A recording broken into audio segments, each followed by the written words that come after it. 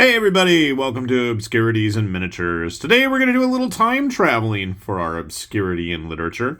We're jumping all the way back to the year 1993 in order to go even farther back to the year 1963. Yeah, I am just grabbing and manhandling these comics, and I don't care because honestly and truly, that was the way these books were supposed to be experienced.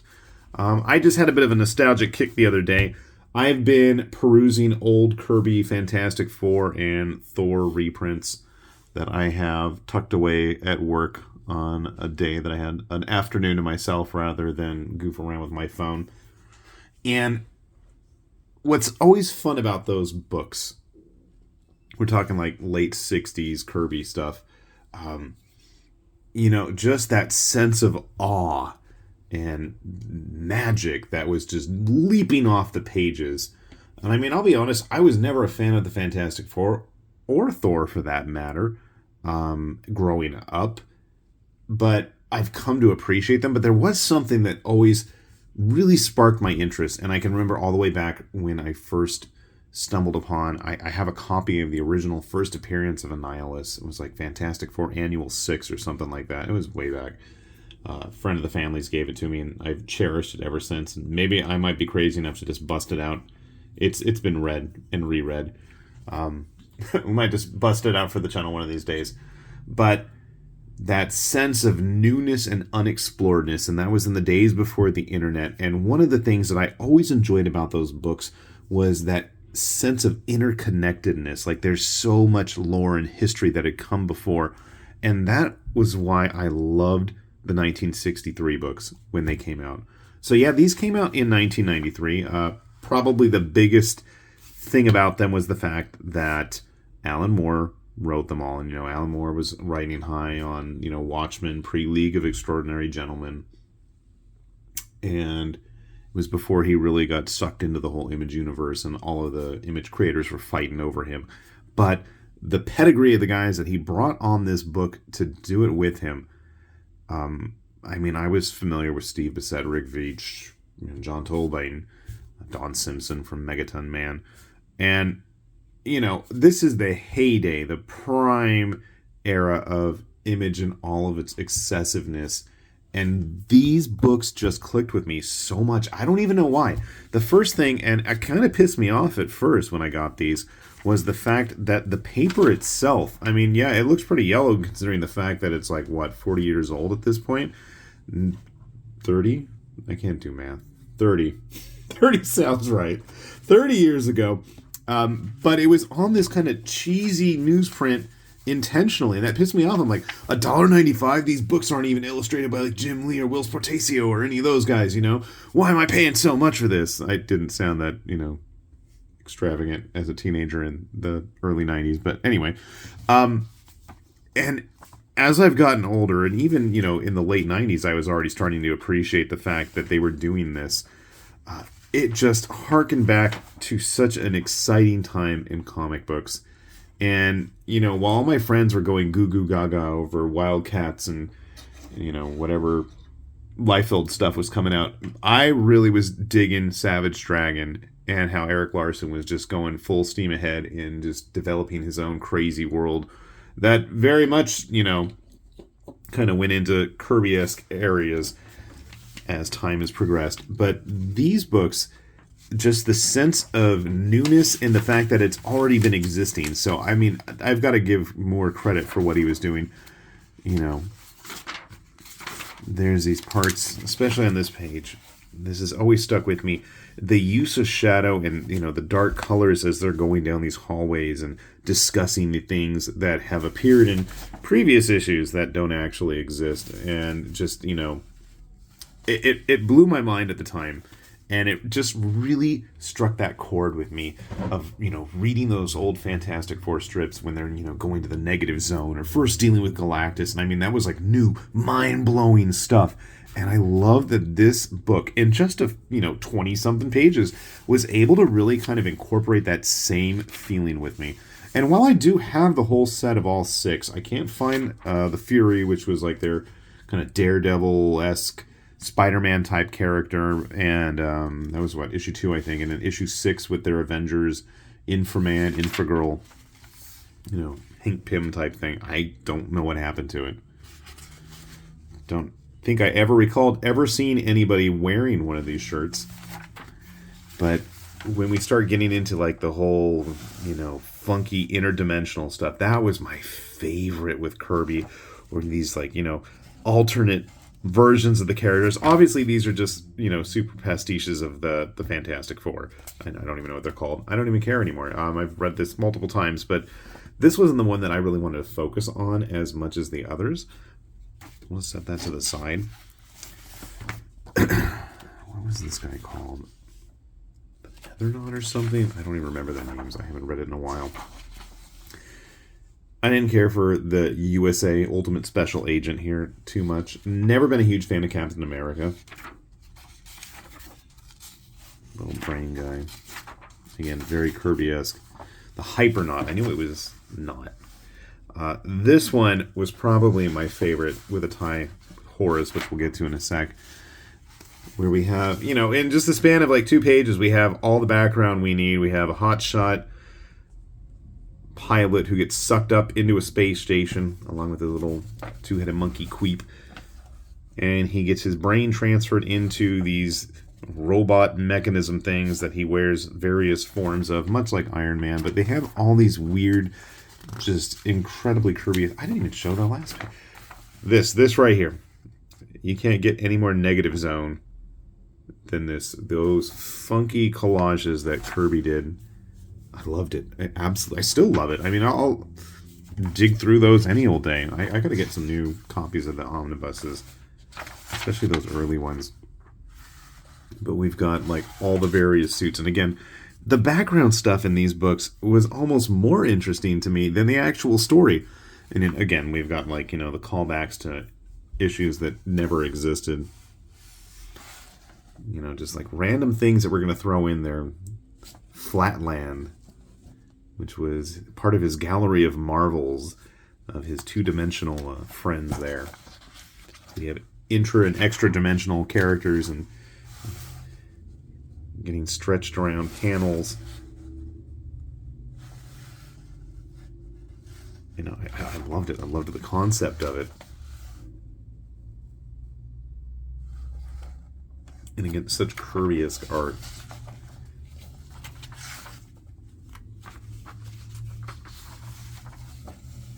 Again, with the crazy collages.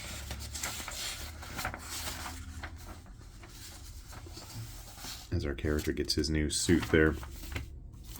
The other thing that should be pointed out are the ads. The ridiculous ads. I don't know how many times we used to read this. Somewhere, I remember the brother of mine that's off in Japan sitting there with a dictaphone and reading this. And as a teacher, as someone who has to correct writing like this, this has been one of my favorite things about it. About you, what? Question: are there other advantages to be gained by acquiring a command of good English? Where's that? It can mean yourself clearly expressed without easy fear of making embarrassed mistakes. Tools of thought, or words actually, learn you the more about words and use them how to your ideas, form and express, become your thinking better. Wait a minute, why in God's name would I write to a comic book to enroll in a correspondence course to learn better English? What? You don't want to learn how to use exclamation points very many times in one sentence just? Plus, you learn how to emphasize big, important words in erratic manner, much like me. Yes.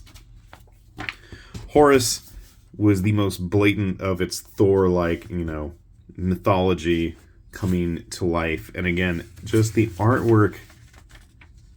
Every book starting off with these big, splash pages.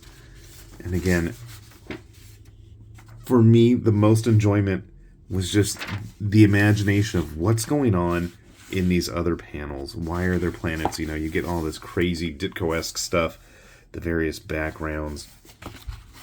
Horus as he travels across the night.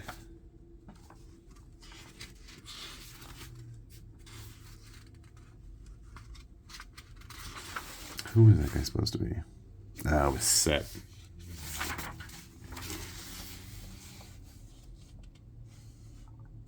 See shades of, fourth world stuff in here.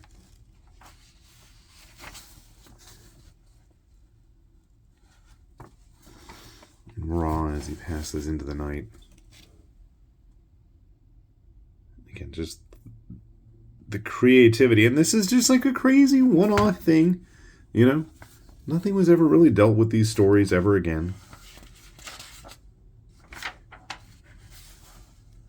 And the stuff that was going on in them. As Horace travels across the night dimension or whatever it is, you have just all these things happening that, references to issues that don't exist. You don't get to see like the full 60s style Egyptian pantheon very often in comic books. Coloring as well really lends itself. This is like, the time... Oh, no. The letters pages. This was a time when you didn't see the return of such colors. Everything was, all CG'd up.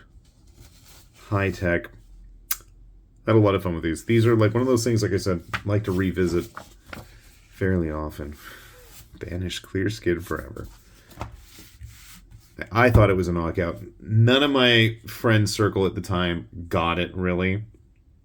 But again, I was always looking to the past when it came to comics, and I was always a fan of the Image stuff. I'm not going to lie. I've got a lot of those, and if you guys ever want me to go off the deep end dragging old Image books out, I'm more than happy to. But to me, these were like the pinnacle for all the wrong reasons. They were the best part of early Image to me. I mean, Image has continued to grow and change and impress in various ways, the things they've published over the years. But, it was a simpler time for sure. And you didn't have the internet and Wikipedia to depend on to get all that information. And I think that's one of the coolest parts of these. You're not going to be able to find any of that info because you can't read up on any of it because it doesn't exist. And I think that's one of the things that kind of is disappointing to me. I try not, as a fan of comics, to read too much into it. And I guess that's why I like a lot of the European stuff these days, is you have a very cohesive story. It's all self-contained. It's one and done. It's all right there. But maybe something will come along further down the line, Whereas, with the endless... I've got a good collection of Thor omnibuy by various authors over the years, and I really enjoy the mythology of it. I really enjoy it. It can work as a sci-fi story, a fantasy story, a modern, fairy tale, parable, what have you. You can do a lot with modern stuff, but that's the thing, is the stories keep going and there is no end. I don't know how many times I've seen Odin die, come back, Thor die, come back, get a new, secret identity, new persona, whatever. It's happened many times, but, when you have stories like these that were intentionally self-contained, and that was it. That was all they wanted to do. It's just fun. Like, you're just getting this little glimpse into, just a snapshot of what these characters went through. I think it's really cool. I'm sure you can find this stuff cheap out there. For years, I used to always wonder about the supposed annual they were going to do. The idea was that after the original 6 issues of this, I know I only have 3 right here, but the idea was that they were going to do a 1993 as the annual and have all the characters kind of, be in the modern times, which I thought was going to be a really neat idea. Some of this stuff has shown up in various locales and creators' content over the years since. One of them, and I don't remember who, I want to say it might have been Besettervich, went and did a whole thing with N-Man, I believe, or some of his characters. I'm going to have to check up on that. So we'll have to follow through. Just the mystery of these, I loved it. Absolutely loved it. And that's the thing that I've always, I guess I'm chasing after still after all these years, is that sense of mystery and mystique that these comics, originally first piqued my interest. And I'm going to have to follow that up, because there was an old Incredible Hulk book, one of the very first comics I can remember owning, with him at the crossroads and the UFOs. And I want to say even Mike Mignola might have drawn it. And I'm pretty sure it's in one of the collected editions. So I'm going to have to track that down and find it. We'll save that for another day, though. So I'd say you have a pretty good chance of finding copies of these for reasonable prices in back issue bins or, online in various comic shops out there. So if you ever have a chance, do take a look at them. I think they really capture the spirit of the original Marvel books, House of Ideas style. And I mean, that's not even getting into like all the bullpen stuff, which is absolutely a play on what was going on and, how things played out after all of, the heyday of the original Marvel era. So it is kind of a cool time capsule, especially even, these days. There's no websites. Who am I supposed to contact? Yeah, 1993 first printing. So there you have it. All right, we'll leave you folks with that, and hopefully happy hunting. If you want to go hit those back issue bins, good luck with that. I have not done that in a long time. I don't even know if there are any around anymore. Near me, I should say. So, with that said, this has been High Lord Tamberlane with Obscurities and Miniatures, saying thanks for watching, and we will see you back here soon. Bye-bye!